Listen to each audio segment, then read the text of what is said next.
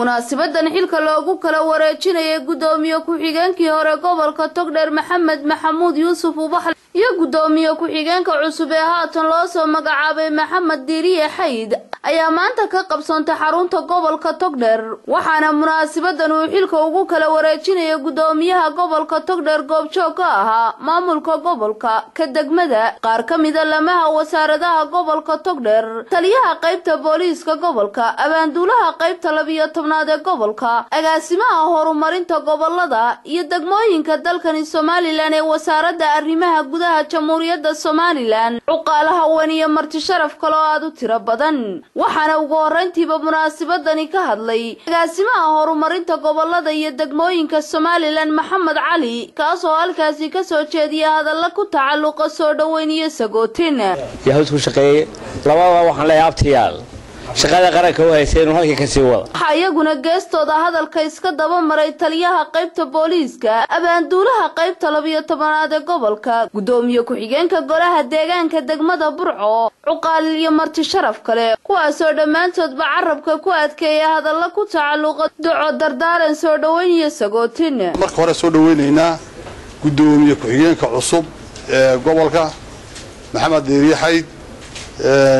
oo ahaa awal bade odaygii magaalada kamid ah odayaasha magaalada iyo saaxiibkay Maxamuud Yuusuf Ubaxle oo isaguna ahaa gudoomiye xigeenkii gobolka oo runaantii intii aanu wada joogno xagga amniga iyo xagga gobolkaba aanu si fiican u wada shaqeynay saaxiibkay waxaan leeyahay Ubaxle horta isaga waxaan leeyahay ilaahay wax khayr qabta kuugu bedelo gudoomiyaha hore Maxamed Yuusuf Ubaxle si wanaagsan baan u sagooteena runtii raggii wada shaqeynaya baanu ahayn intii imika meeshaan wada joognay raggan anigu meesha ugu imid buu ahaa gobolka ugu imid buu ahaa nin dhalinyaro oo firfircoon buu ahaa nin reer Burca buu ahaa imikana uu yahay waxaan rajaynayaa sidii aad shaqada hore ugu jirtay gobolka imikana inaad ugu jirto waxaan leenahay wixii aad gobolka ka qabatay iyo degmadaba taariikhdu runtii way qortay markhaati baan ka yihiin haddaanu maamul lahay haddaan shacabanahay waxaana laga yaabaa Ilaahay subxaanahu wa ta'aala shaqadan mid ka sarreysa oo kana khayr qabta insha Allah ta'ala maanta maalinteedana aadna xilka la wareegi doonto markaan soo qaato Maxamed Ubaxle de waa gudoomiye ku-xigeenkii ugu waqtiga dheeraa waxa weeyaan gobolka Togdheer si wacan buu soo shaqeeyay gobolkuna uu ka marxaati furay gudoomiye ku-xigeenkii hore gobolka Togdheer Maxamed Maxamuud Yuusuf Ubaxle oo isna dhankiisa hadalka gaashaanka ku dhuftay ayaa waxa uu si adag uga hadlay inuu si daacad ah ula shaqeyn doono maamulka cusub ee loo soo igmaday jagadiisa farxadna waxay muddo aad u dheer baan joogay xilka horta waxaan ballan qaadayaa oo aan idin horumarinayaa waa la isxantaaye Maxamed Diiriye Xayd inaan la shaqeyn doono ayaa wallaahi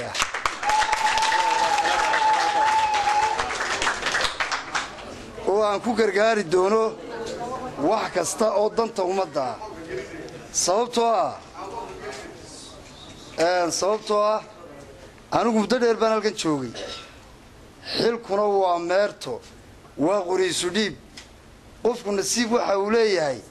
intuu joogo haddii ilaahay waafajiyo xilku waa qaawanaan oo ilaahay ku asturo oo aan dhibaato culus aan la kulmin oo aanu ku fashilmin gudoomiye ku-xigeenka cusub ee gobolka Togdheer Maxamed Diiriye Xayd oo isna geestiisa uga mahad celiyay gudoomiyihii hore gobolka Togdheer sida diirana ugu soo dhaweeyay gobolka iyo waliba inuu u baahan yahay inuu taageero ka siiyo dhinaca horumarinta gobolka Togdheer waxaan aad ugu mahadnaqayaa oo aan hadaladiisa u soo dhaweynayaa balasaab ku-xigeenkii hore Maxamed Yuusuf Ubaxle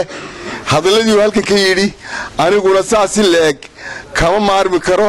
waxaan leeyahay ninka uu og wixii meesha yaalay